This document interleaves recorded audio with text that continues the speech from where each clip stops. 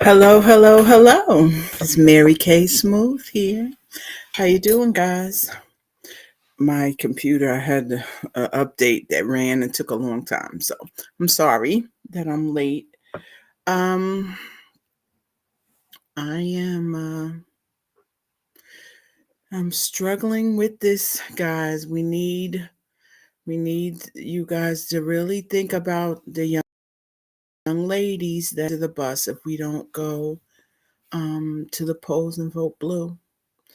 The future of women's rights is on the line here.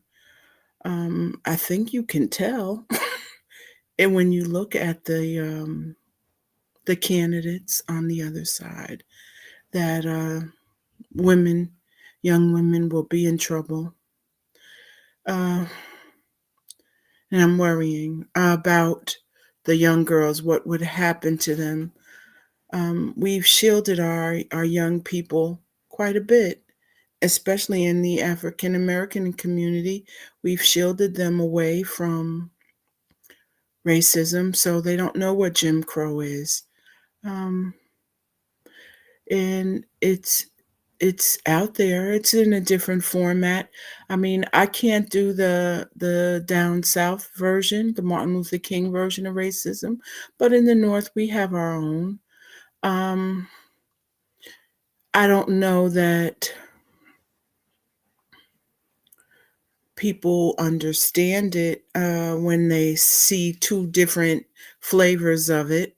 But we've shielded our kids in the North. We've absolutely shielded our young people from it because it's easier to shield them. In the South, I don't understand why they don't know. It's bi- it's flagrant there. Um, I'll just give you a little story. When we moved to Springfield in the year of that John Kennedy was assassinated. I was in the kindergarten, and it was a big difference in culture for me being in Newark around my father's family. My grandfather was a primetime Black Baptist minister, high profile, and my father was a high profile teacher. You know, I've been telling you about him over and over. And my father's family has put 250 years of service into the Newark community. And on top of that, as I've told you, there were a lot of things that we were exposed to as children. So when we purchased the home in Springfield, and the first day of school, I remember it vividly because it started then, but I didn't know it. I went to school the first day, and they had the teacher had the students working on masks. So she had taken paper plates and tongue depressors and stapled the tongue depressor to the plate so you had a mask and you were to make your mask. So I took my mask and I colored the whole plate navy blue. And then I began to put the eyes and the nose and the mouth. And some of the kids snickered. And I asked them, what were they laughing at? And they said, there's nobody that's blue. And I said, on the contrary, my grandfather is so black he's blue. My dad is dark brown. I am light brown. My sister is a orange color, and my mother is yellow.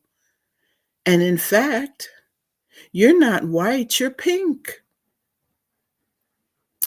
I was teaching diversity as a kindergartner. They called my parents in, and my parents explained that in our community, we had a lot of different shades. And yes, that would be a accurate description of the members of my family. And things got more intense in the coming year. It took a little bit more than a year. I was out of the first grade before it really started hitting the wall. First grade, there was a young lady.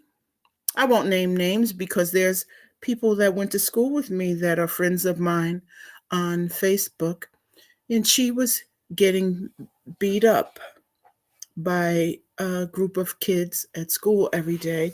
And in fact, they beat her so bad one day that in the top of her head, there was a chunk of her hair missing.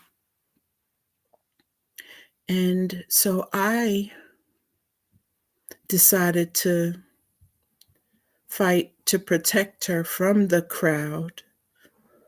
And we became friends. And after that, no one bothered her. And then one day we went to Newberry's. People in Springfield know what Newberry's is. We went to Newberry's, which is in the downtown. And I saw her with her mom. And I went to speak to her, and her mom pulled her away. And she didn't speak to me, she didn't acknowledge me. And, I kept going, calling her name, calling her name. And my father finally, seeing what was happening, uh, took me and we left the store.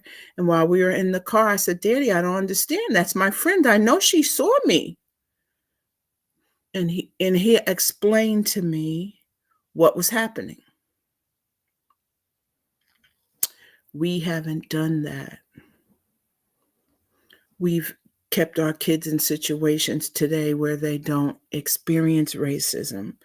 So when they wear a hoodie and end up getting shot in places, they don't understand why, but we do. And it brings out anger in some Black people to where it becomes frustrating violence. Um, I don't condone violence. I can't say I don't understand it, but I see it. I've seen it before. Um, I mean, those are things happen, and those are days that my father and mother spoke to us about it. But like I said, we have been shielding our kids from it, trying to keep them from experiencing the pain. Um, I can remember, I mean, as a Black child that grew up living in a white town, but still having contact daily, at least at the very minimum, a few times a week. X, I need you to calm down. My dog is trying to bark because he's down here with me and the others are upstairs. Um, I remember the night Martin Luther King was assassinated. My sister, my mother, and I were in Newark at West Kinney Junior High School at a concert at my father's school. That's my father's school. At his school, they have a beautiful auditorium there, and it's still in pretty good shape. They take care of it and keep updating it. And we were there. We had several incidences, my sister as well, in Springfield. There were some good things going on because, there's not all bad apples. There are good apples in a bunch. There's just always a few bad apples. And I remember the Newark riots well. Um, so our northern kids, especially my nephew, he hasn't really seen that. My sister has done an excellent job with him. I mean, he graduated top of his class from Morehouse University. He went to Seton Hall Prep. He went to St. Philip's Academy. He went to Robert Treat Academy here in Newark. I mean, he went to fine schools, and he has his master's degree from Benedict College. And so we have situations, but we have done the best we could do to shield him from this stuff. So I haven't really had many conversations with DJ about it, but I'm sure my sister has, and he can handle it because he is prepared to. He's a very intelligent young man, and our background has prepared him to be able to pretty much handle it as long as it doesn't get where like triple K kind of thing. He that I don't think he could handle because he while he's read about it, he's never seen that, and that's a scary thing. So between that and our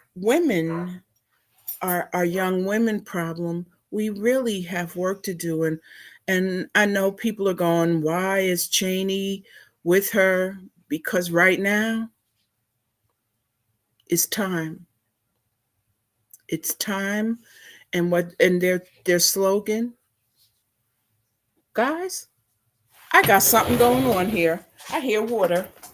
Hold on a second. In fact, I'm gonna end my stream